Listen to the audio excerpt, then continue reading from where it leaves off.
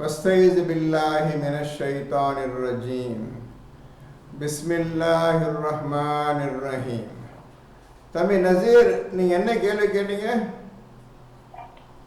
மலக்குகளை நம்ம பிசிக்கலா பார்க்க முடியும்னு சொல்றீங்களா சார், இல்ல நம்ம உணரக்கூடிய விஷயமா? மலக்கெல்லாம் கேட்டுக்கிறங்க, எல்லாம் கேட்டுக்கிறங்க.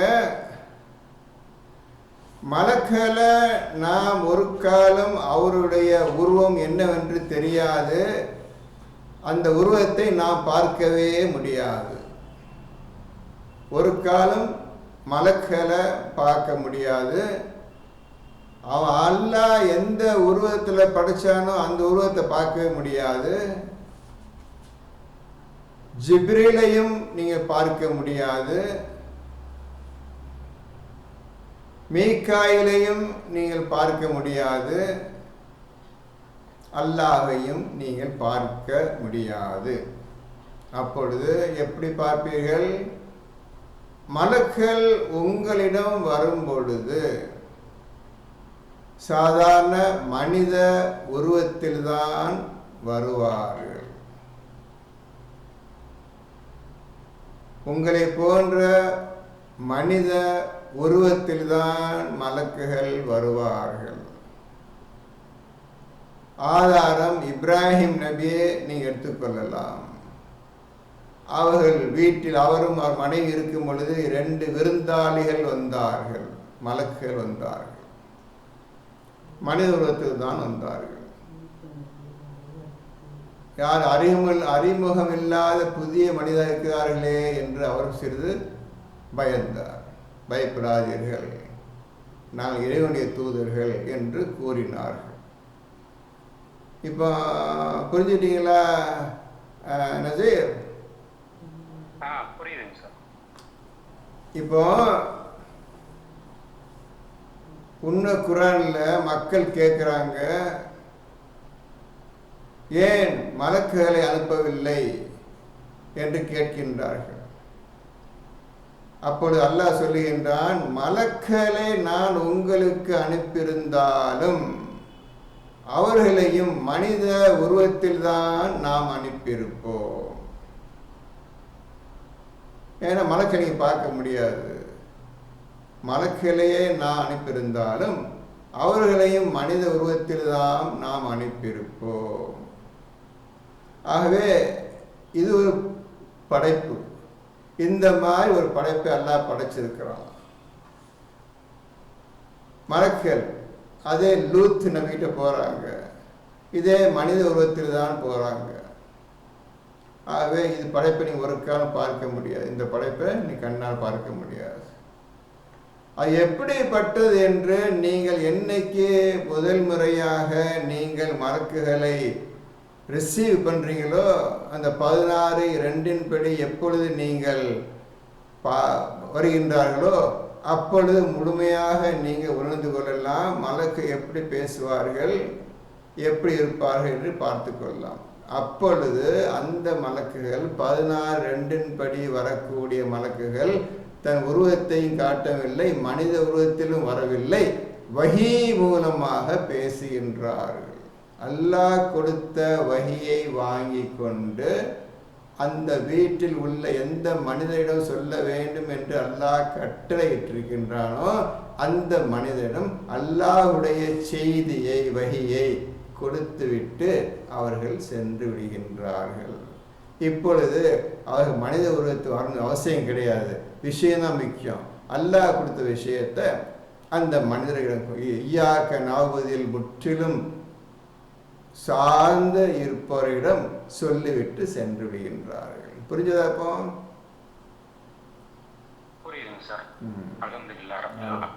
அல்ஹம்துலில்லாஹி ரப்பில் ஆலமீன். படிங்கப்பா. இதுல மலக்குமார்கள் உயிரை கைப்பற்றும் போது அது புரிஞ்சுக்கிறது. மலக்குமார்கள் உயிரை கைப்பற்ற பார்ப்பீங்கன்னா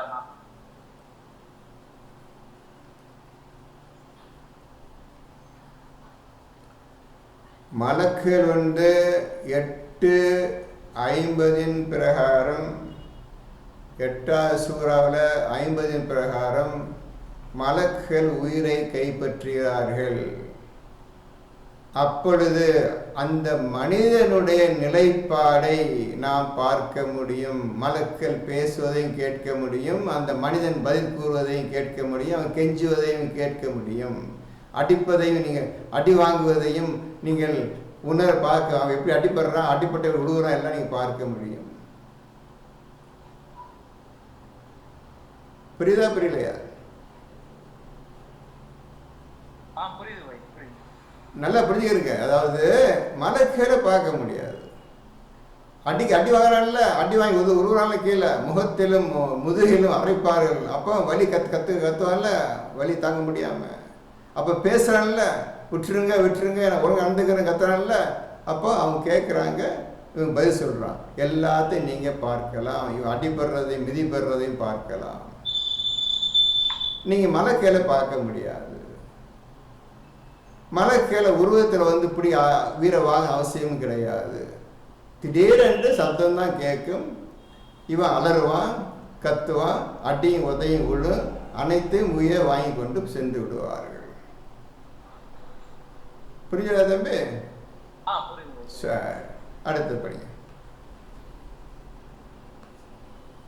40வது அத்தியாயம் 53வது வசனம். கொஞ்சம் இருங்க. 47ல 27 கொஞ்சம் பாருங்க. 8-5 பக்கத்துக்கு நம்பர் பாருங்க.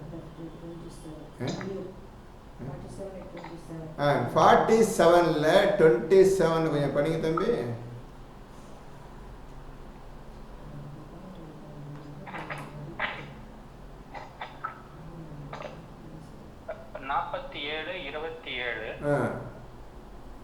ஆகவே அவர்களுடைய முகங்களிலும் அவர்களுடைய முதுகுகளிலும் அடித்து மலக்குகள் அவர்களை மரணமடைய செய்யும் போது எப்படி இருக்கும்? அவ்வளவுதானா? அது அவ்வளவுதான் சார். அதேதான் 8:50 பிரகாரம் இது.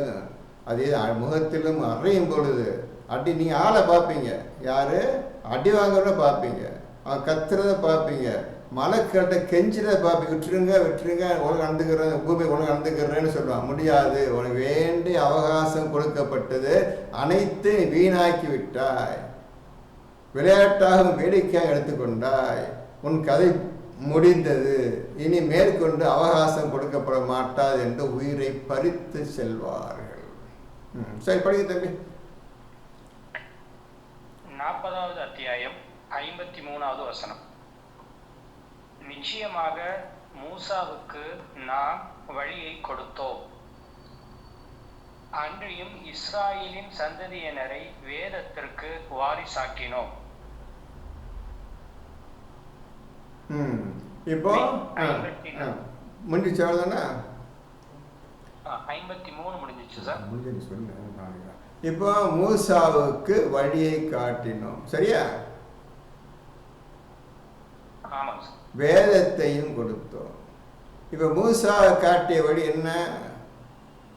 இப்போ மூசாவை பற்றி விஷயம் வந்துருச்சு. அவர் வழியையும் காட்டினோம், வேதத்தையும் காட்டினோம். எப்படிப்பட்ட வழி, நீ எப்படி நடந்துக்கணும், என்ன விஷயத்தில் புரிஞ்சுக்கணும், எல்லா விஷயம் சொல்லப்பட்டு விட்டது. இந்த ஒரே ஒரு வழியை காட்டினோம். அப்போ அந்த வழியை காட்டினோம். எதில் பார்க்க வேண்டும் என்றால், அவருடைய தௌராத் புத்தகத்தை பார்க்க வேண்டும். என்னென்ன வழியெல்லாம் அல்லாஹ் சொல்லியிருக்கிறான். வேதத்தையும் கொடுத்தோம். அந்த வேதத்தை என்னெல்லாம் சொல்லப்பட்டிருக்கின்றது என்பதை அனைத்தையும் நாம் பார்க்க வேண்டும், படிக்க வேண்டும். புத்தகம் கையில் இருந்தால், தௌராத் நம் கையில் இருந்தால். படிங்க. 54வது வசனம். வழிகாட்டியாகவும் அறிவுடையோருக்கு திக்கராகவும் இருந்தது. இப்போ அந்த புத்தகம் உங்களுக்கு வழிகாட்டியாகவும் ஜிக்ராகவும் இருந்தது. குர்ஆன் எப்படி வழிகாட்டியாகவும் ஜிக்ராகவும் இருக்கின்றதோ, அதே போல் அந்த புத்தகம் வழிகாட்டியாகவும் ஜிக்ராகவும் இருக்கின்றது. அப்போ ஒரிஜினல் கித்தாபு கையில் இருந்தால் தானே அனைத்தையும் படிக்க முடியும், படித்து ஜிக்ர் பண்ண முடியும். இப்பொழுது கிதாபெல்லாம் மாற்றப்பட்டு விட்டன. அவன் மனிதனுக்கு தோத உலக விஷயங்களுக்கு தோத மாற்றிக்கொள்ளப்பட்ட புத்தகம் அனைத்தும். இதுதான் இன்னைக்கு சொன்ன ஒரு மூசா பற்றி பேச சொன்ன. மூசா பற்றி முழுவ தெரிந்து கொள்வதற்கும் புரிந்து கொள்வதற்கும் அதை பின்பு நடப்பதற்கும் நம்ம கையில் தௌராத் இருக்க வேண்டும். படிங்க. 55வது வசனம். ஆகவே நீர் பொறுமையுடன் இருப்பீராக, நிச்சயமாக அல்லாஹ்வின் வாக்குறுதி உண்மையானதாகும். பாவத்திற்காக மன்னிப்பு கோருவீராக, மாலையிலும் காலையிலும் இறைவனை புகழ்ந்து தஸ்பீஹ் செய்து கொண்டிருப்பீராக.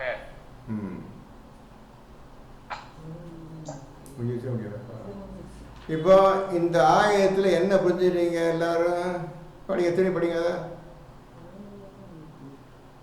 ஆகவே நீர் பொறுமையுடன் இருப்பீராக. ஆக நபியே, நீர் என்ன சொன்னாலும் கேட்க மாட்டானுங்க. உலகிலேயே மோசமான மனிதங்க இந்த அரபுக்காரங்க, மக்கா மதனாக்காரங்க இருக்கலே மோசமான மக்கள். உலகத்தில் படைக்கப்பட்டவங்க கெட்டவங்க. அவங்க பேச கேட்கவே மாட்டானுங்க. ஆக நீ பொறுமையுடன் இருப்பீராக. அடுத்தது, நிச்சயமாக அல்லாஹ்வின் வாக்குறுதி உண்மையானதாகும். நிச்சயமாக அல்லாஹ்வின் வாக்குறுதி உண்மையானதாகும். இவர்களை நிச்சயமா நான் பிடிப்பேன், வேதனை கொண்டு நான் இவர்களுக்கு பதிலளிப்பேன். ஆகவே நீ பொறுமை இருப்பீராக. நிச்சயமாக கியாமத்தை வந்தே தீரும், அது எந்த சந்தேகமும் இல்லை. ஆகவே நீ பொறுமை இருப்பீராக. பாவத்திற்காக மன்னிப்பு கோருவீராக. பாவத்திற்காக நீ மன்னிப்பு கோருவீராக. இப்போ ரசூல் அவர்கள் என்ன பாவம் செஞ்சாங்க நமக்கு தெரியாது. பாருங்க, என்ன மாதிரி ரசூலா இருந்தாலும் அவங்க என்ன பாவம் செஞ்சிருக்கிறாங்கன்னு அல்லாஹ்வுக்கு தெரியும். ஆகவே அல்லாஹ் சொல்லுகின்றான், உம்முடைய பாவத்திற்காக மன்னிப்பு கோருவீராக. மாலையிலும் காலையிலும் இறைவனை புகழ்ந்து தஸ்பீஹ் செய்து கொண்டிருப்பீராக. அப்போ காலையிலும் மாலையிலும் இறைவனை புகழ்ந்து தஸ்பீஹ் செய்து கொண்டிருப்பீராக. நம்ம புகழ் ஹம்து என்னன்னு தெரியாது. காலையிலும் மாலையிலும் சொல்லிட்டாண்ட. காலை என்றால் என்ன, மாலை என்றால் என்ன? இறைவனை புகழ்ந்து தஸ்பீஹ் செய்து கொண்டிருப்பீராக. தஸ்பீஹ் அது என்னென்ன தெரியாது. இது ரசூலுக்கு இட்ட கட்டளை. இப்போ ரசூலை பின்பற்றுங்கள் என்று அல்லாஹ் சொல்லிவிட்டான். நாம் அதை கவனிக்காம ஓதிட்டு போயிட்டே உட்காந்துக்கிறோம். பின்பற்றுகிறா, ரசூல் சொல்லிட்டான்பா, நம்ம ஏன் அதை படிச்சுட்டு இருக்கோன்னு சொல்லி நம்ம வாழ்க்கை போயிட்டு. தஸ்பீஹ்னா என்னன்னு தெரியுமா உங்களுக்கு? அது என்ன விஷயம் தெரியுமா? காலையிலும் மாலையிலும், காலையிலும் மாலைக்கு அவங்க சொல்லியிருக்கிறேன். என்ன காலை என்ன மாலை என்றா என்னம்மா? என்னப்பா?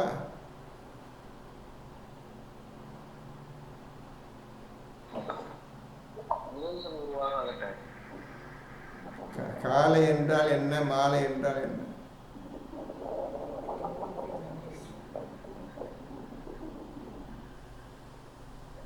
காலைக்கு மட்டும் பதில் சொல்லுங்களேன். பகல் பொழுது முழுவதும்.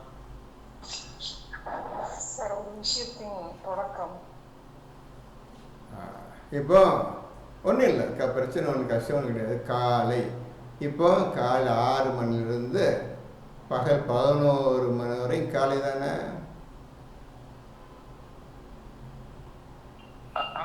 அப்புறம் 11லேருந்து 2 மணி வரை முற்பகல் தானே? அது பகல் தானே? அது மதியம்.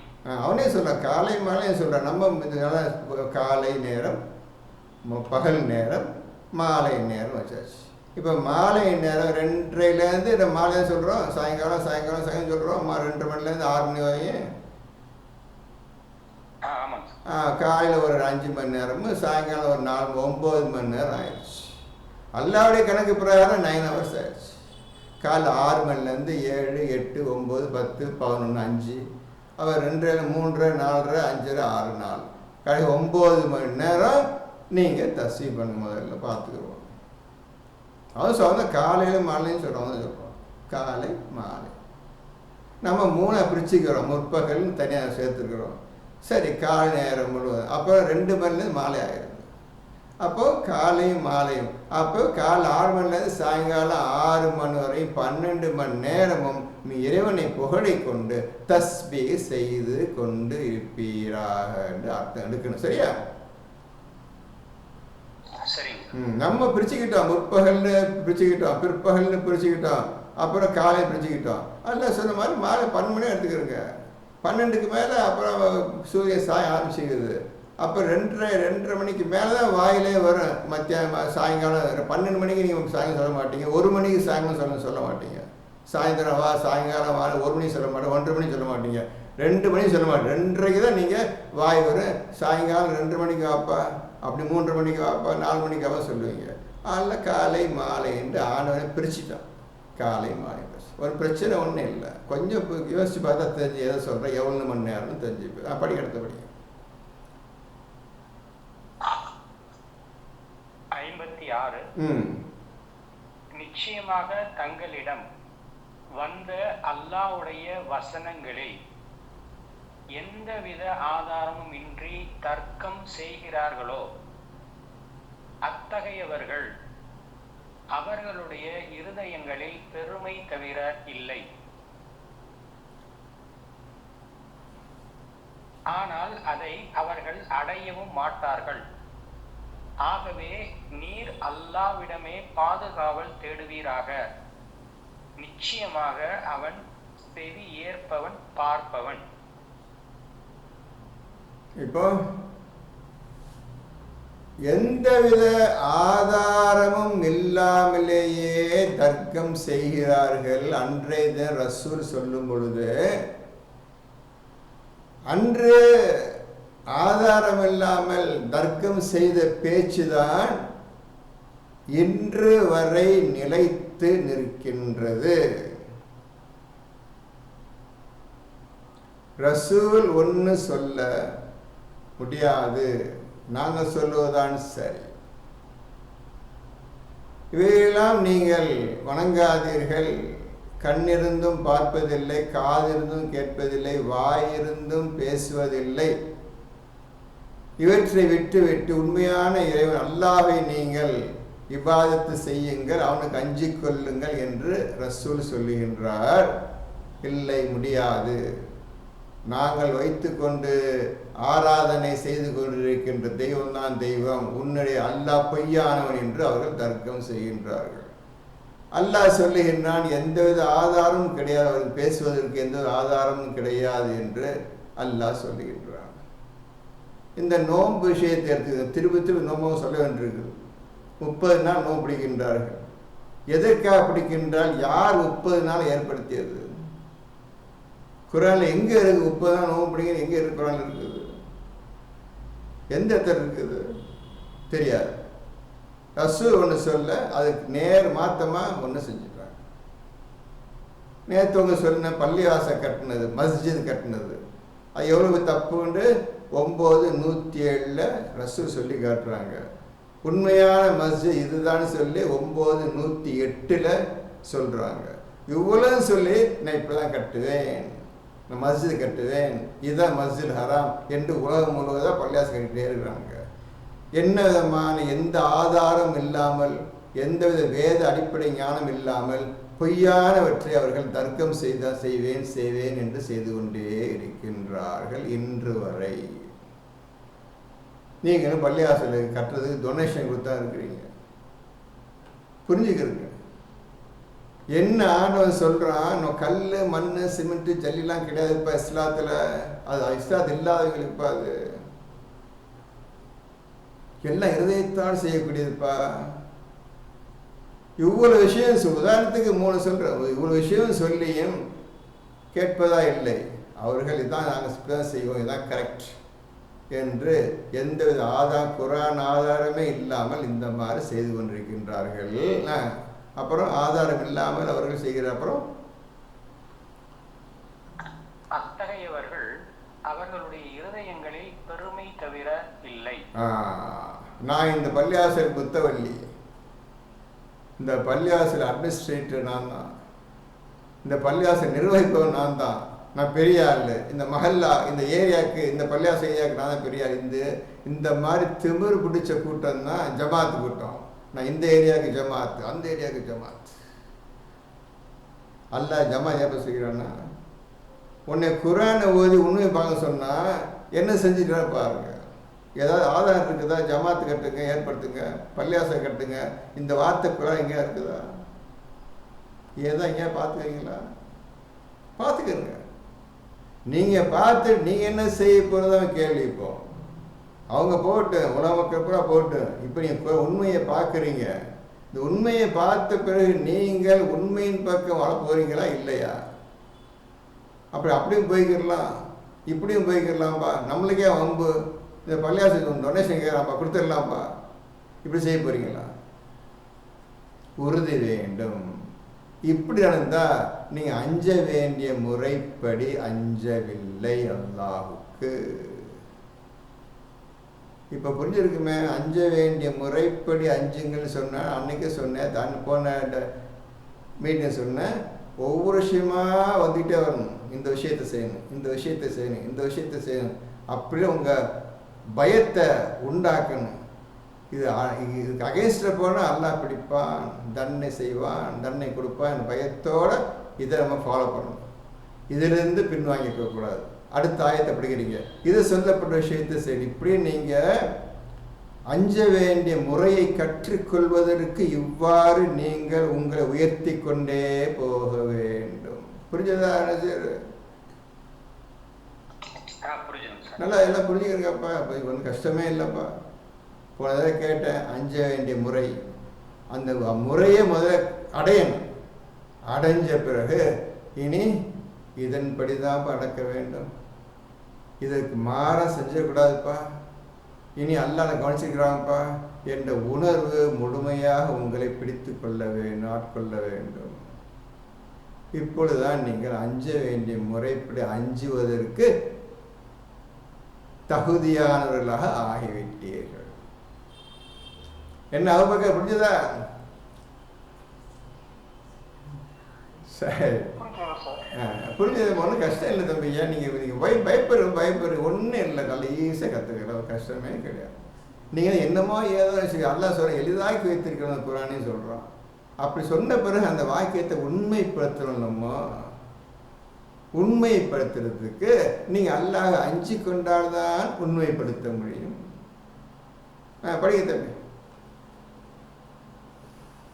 ஆனால் அதை அவர்கள் அடையவும் மாட்டார்கள். ஆகவே நீர் அல்லாஹ்விடமே பாதுகாவல் தேடுவீராக. நிச்சயமாக அவன் செவி ஏற்பவன், பார்ப்பவன்.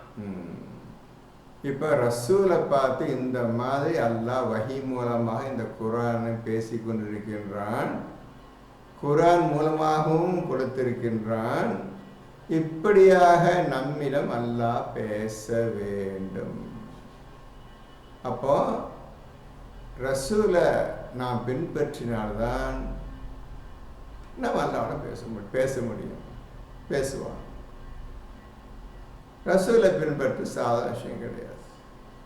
ரசூலை யார், எப்படிப்பட்டது என்ற விஷயம் முழு சரித்திரத்தை நாம் தெரிந்து கொள்ள வேண்டும். அவர் தெரிந்து கொள்வதற்கு 33, 41 முக்கியம்.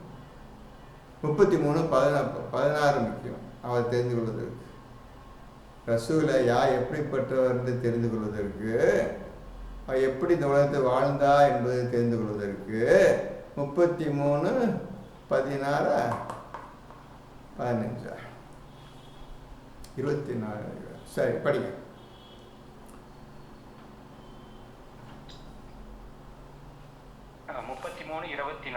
(33, 24) படிச்சுருங்க. அனைவரும் படித்துக் கொள்ளுங்கள். அந்த ரசூல் எப்படிப்பட்டவர், எப்படிப்பட்டவர் நீங்கள் தெரிந்து கொள்வதற்கு நீங்கள் என்ன செய்ய வேண்டும் முதலில் அது போலப்பட்டிருக்கின்றது. எவர் 21 33:21. ஆமாங்க.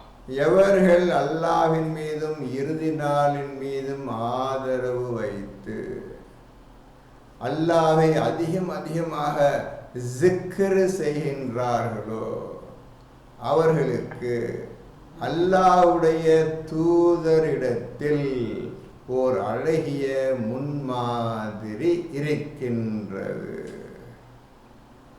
இது மேலே செஞ்ச 3 விஷயத்தை செய்வீர்களே ஆனால் உங்களுக்கு அல்லாஹ் ரசூலை காட்டுவான்.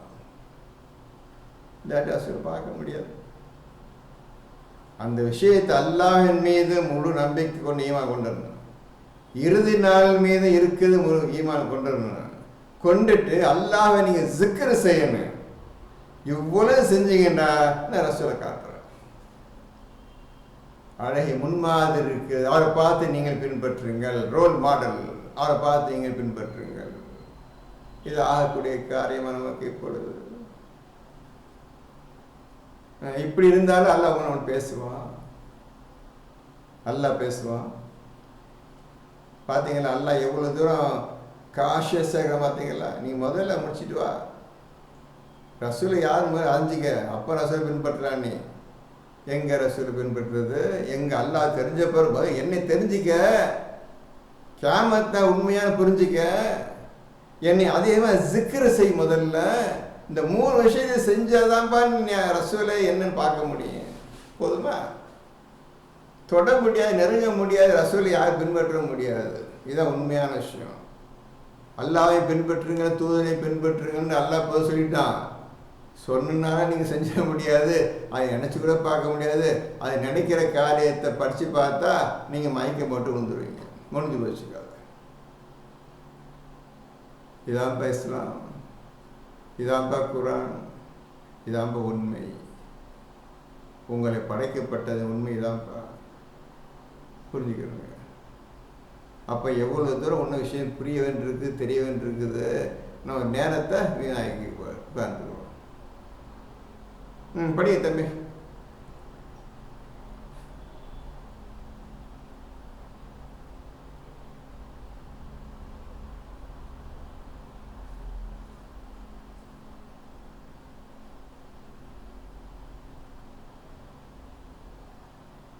படிங்க படிங்க. லைன் கொஞ்சம் கட் ஆயிடுச்சு சார். சரி பரவாயில்ல. 40:57. நிச்சயமாக வானங்களையும் பூமியையும் படைப்பது மனிதர்களை படைப்பதை விட மிகவும் பெரியதாகும். எனினும் மனிதர்களில் பெரும்பாலானோர் அறிய மாட்டார்கள்.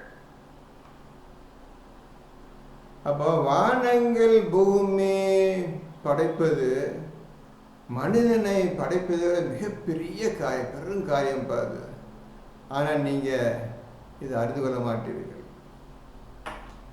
எந்த வகையில் இது பெரிய காரியம்?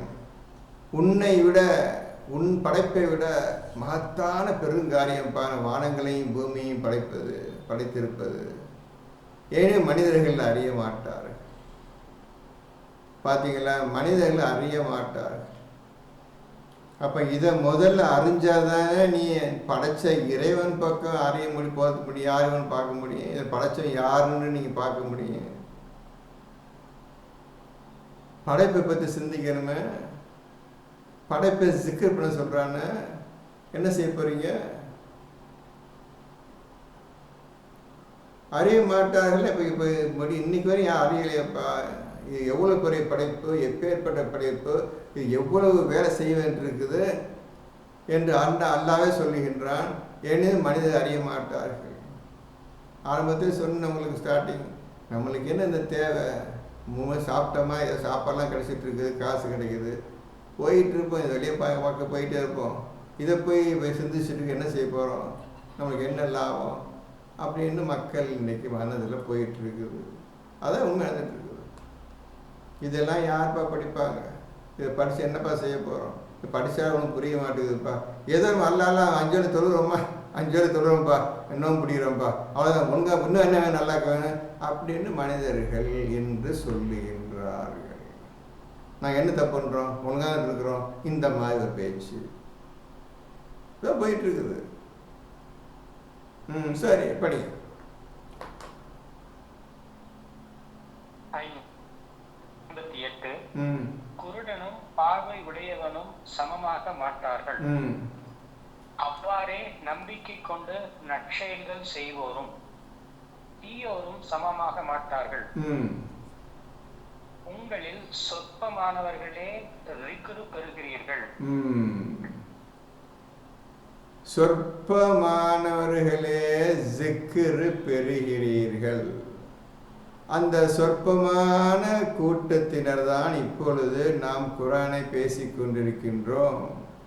இந்த சொற்பமானவர்கள் தான் முயற்சி செய்தால் சீக்கிரத்தில் ஜிக்ரை கற்றுக்கொள்வார்கள். இந்த ஜிக்ரை கற்றுக்கொண்ட இப்பொழுது நீங்கள் தான் சொற்பமானவர்கள். கற்றுக்கொண்டால் இப்போ ஜிக்ரை கற்றுக்கொள்வதற்காக தான் நீங்கள் ஓதிட்டு இருக்கிறீங்க. ஆகவே நீங்கள் தான் ஜிக்ரை கற்றுக்கொள்ளக்கூடிய சொற்பமான கூட்டத்தினராக இப்பொழுது ஆகிக்கொண்டிருக்கின்றீர்கள். நீங்கள் விடாமல் முயற்சி செய்வீர்களேயானால். படிங்க.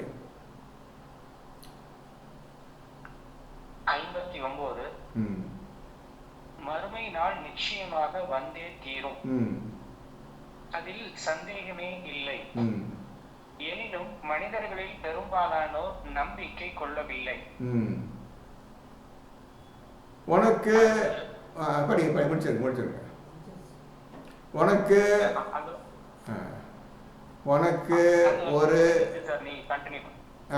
உனக்கு ஒரு கடைசி நாள் இருக்கின்றது. ஒவ்வொருத்தருக்கும் கடைசி நாள் இருக்கின்றது. முடிஞ்ச கதை. இதை வைத்தாவது நீ கொஞ்சம் சிந்திச்சு பார்க்கலாம். இப்படியே வர்றாங்க, வாழ்றாங்க, இறக்குறாங்க, வர்றாங்க, வாழ்றாங்க, இறந்து போத்தாராங்க. இதில் என்ன ஒரு விளையாட்டு இதில் என்ன ஒரு விஷயம் நடந்துட்டு இருக்குது? என்ன காரணத்துக்காக என்னை படைக்கணும், ஓரளவுக்கு ஒரு காலம் வாழணும், அதுக்கப்புறம் இறந்து போகணும், என்ன காரணம்? இது யார் இந்த மாதிரி ஒரு நியதியை ஏற்படுத்தியது யார்? இப்படிதான் நீங்கள் கேள்வி கேட்கணும். யார் ஏற்படுத்தியிருப்பார்கள்? இப்படி ஒரு வாழ்க்கை முறையை மனிதனுக்கு யார் ஏற்படுத்தியிருப்பார்கள்? என்ன காரணத்திற்காக ஏற்படுத்தப்பட்டிருக்கின்றது? இதை கொஞ்சம் சிந்திச்சிங்கன்னா எல்லா விஷயமும் படிப்படியாக உங்களுக்கு தெரிய ஆரம்பிக்கும். என்ன காரணத்திற்காக இந்த குர்ஆனில் எல்லாரும் அழிந்து போன பின்னர் திருப்பியும் உயிர் கொடுத்து எழுப்பப்படுவார்கள் அனைவரும். கேள்வி கணக்கு கேட்கப்படும் நாள் அது. அன்றைய தினம் கேள்வி கணக்கு கேட்கப்பட்டு நியாயமான முறையில் தீர்ப்பு வழங்கப்படும் என்றெல்லாம் சொல்லப்பட்டிருக்கின்ற இந்த குர்ஆனில். இது உண்மைதானா? இப்போ நடக்குமா என்றெல்லாம் நீங்கள் சிந்திக்க வேண்டும். படி. 60 உங்கள் இறைவன் கூறுகிறான், என்னையே நீங்கள் பிரார்த்தியுங்கள், நான் உங்களுக்கு பதில் அளிக்கிறேன். நிச்சயமாக எவர்கள் என்னை வணங்குவதை விட்டும் பெருமை அடித்துக் கொண்டிருக்கிறார்களோ அவர்கள் சிறுமை அடைந்தவர்களாக நரகத்தில் நுழைவார்கள். وقال ربكم ادعوني استجب لك ان الذين يستكبرون عن عبادتي سيدخلون جهنم داخرين. இப்போ இபாதத்தை பற்றி அல்லாஹ் கரெக்டாக சொல்லிட்டான். நீங்கள் என்னையே துவா செய்யுங்கள், நான் உங்களுடைய துவாவுக்கு பதில் அளிக்கின்றேன். எவர்கள் என்னை இபாதத் செய்யாமல் பெருமை கொண்டு இந்த உலகத்தில் வாழ்ந்து கொண்டிருக்கின்றார்களோ அவர்களை சிறுமைப்பட்டவர்களாக நரகத்தில் புகச் செய்வேன். இப்போ இபாதத்து செய்யணும். இபாதத்து என்னவென்றே புரியாமல் வாழ்க்கை போய் கொண்டிருக்கின்றது உலக மக்கள் அனைவரிடத்திலும். இப்பொழுது புரிந்திருக்குமே அனைவரும் எங்கே போவார்கள் என்று. சிறுமைப்பட்ட என்னை நீ இந்த உலகத்தில் ஈயாக்க நாபுதுன்னு முதல் பக்கத்திலேயே நான் சொல்லியிருக்கிறேன். என்னை பற்றி முழுமையாக நீ புரிந்து கொள்வதுதான் உன்னுடைய வேலை. ஈயாக்க நாபுது என்றால் உன்னையே நான் இபாதத்து செய்கிறேன், நீ யார் என்பதை முழுமையாக நான் அறிந்து கொள்ள வேண்டும். யா அல்லாஹ் ஒய்யாக்க நஸ்தஈன், அதுக்கு உன்னிடமே உதவியும் தேடுறேன் யா அல்லாஹ் என்று யார் இது செய்யாமல் தான் போக்கிலேயே வாழ்ந்து கொண்டிருக்கின்றார்களோ அதைதான் இன்று உலகம் முழுவதும் வாழ்ந்து கொண்டிருக்கின்றது. நிச்சயமாக சிறுமைப்பட்டவர்களாக நான் நரகத்தில் போகச் செய்வேன் என்று அல்லாஹ் சொல்லிவிட்டான். இன்னைக்கு நமக்கு முன்னால் இறந்து போனீங்க அவ்வளவு நரகவாசிகள் தான். நீ என்ன சொந்தக்காரங்க இந்த காரம் சொர்க்கமாக செய்யாது, அவ்வளோ நரகவாசி. இவருக்கு அலைவர் நரகவாசி. எவன்னா நம்ம விட்டு போனானோ அவ்வளோ நரகவாசிகள். ஒருத்தனுக்கு ஓதுனால நம்முடைய முன்னோர்கள் எப்படி நடந்து கொண்டார்கள் என்பது நன்றாகவே இப்பொழுது தெரிந்திருக்கும். உங்களுடைய குடும்பத்தில் எத்தனை பேர் இறந்து போனாங்களோ அனைவரும் எப்படி வாழ்ந்தார்கள் உங்கள் ஆணுக்கும் பெண்ணுக்கும் தெரிந்திருக்கும். அதில் எந்த சந்தேகம் கிடையாது. காரணம் இப்படி குரான் ஓதிக்கொண்டிருக்கின்றீர்கள். இது சொல்லப்பட்ட விஷயம் யாரும் செய்யவே இல்லையே, செய்யாமல் எல்லாம் மரணம் மௌத்தாய் போய்விட்டார்களே என்று உங்களுக்கு நன்றாக தெரியும். அவர்களுக்கு அனைவரும் நரத்தை தவிர வேறு எதுவும் கிடையாது என்று அல்லாஹ் கூறுகின்றார். நாமும் அப்படியே நடந்தால் நமக்கு அதே கதிதான், வேறு வழியே கிடையாது. புரிந்து கொள்ளுங்கள். என்ன சொல்ல போறீங்க இப்போ? ஒகால ரப்புக்கும் தூனி அஸ்தஜிபுலக் இன்னல்லஸீன யஸ்தக்பிரூன அன் இபாதத்தி சயத்குலூன ஜஹன்னம தாஹிரீன். புரிஞ்சதோ? எல்லாம் தெரிஞ்சிருக்கிற விஷயம்லாம். ஜனாசா தொழுகை, கழுவுறது, அது இது என்னென்னமோ 40 கட்ட 50 கட்ட அவ்வளவா நரகவாசிகள்.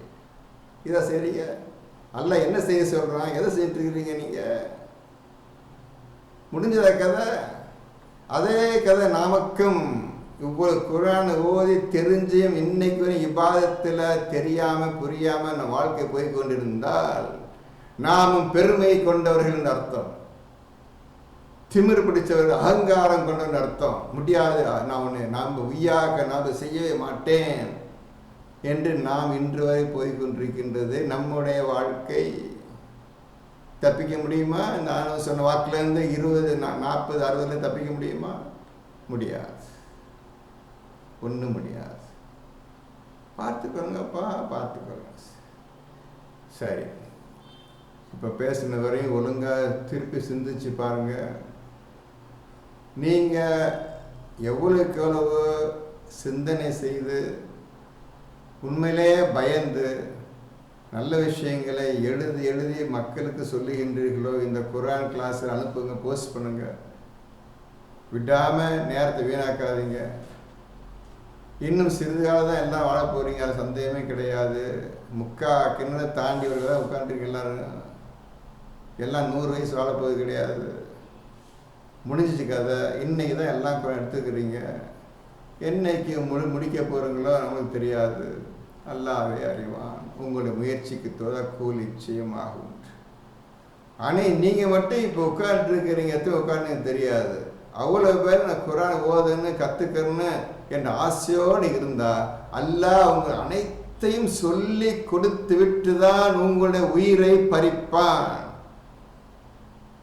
நான் இறங்கிட்டேன், நேற்று தப்பான காரியத்தில் போய்விட்டேன், நான் இப்பொழுது குரான் எடுத்துக்கொண்டேன், இது நடக்கிறது உதவி செய்யலாம், ராவு பகல ஓத சொல்லித்தாயால நான் மனசு தெரிஞ்சிட்டேன், பயம் வந்துச்சு எனக்கு சொல்லித்தா என்று யார் கேட்கின்றார்களோ அவர்களுக்கு அல்லாஹ் எதையெல்லாம் நீ தடுத்து கொள்ள வேண்டுமோ, எதையெல்லாம் நீ செய்ய வேண்டுமோ அனைத்தையும் உங்களுக்கு சொல்லி காட்டி உங்களுக்கு எல்லா விஷயத்தையும் சொல்லி முடித்த பின்னர் தான் உங்களுடைய உயிரை அவன் கைப்பற்றுவான்.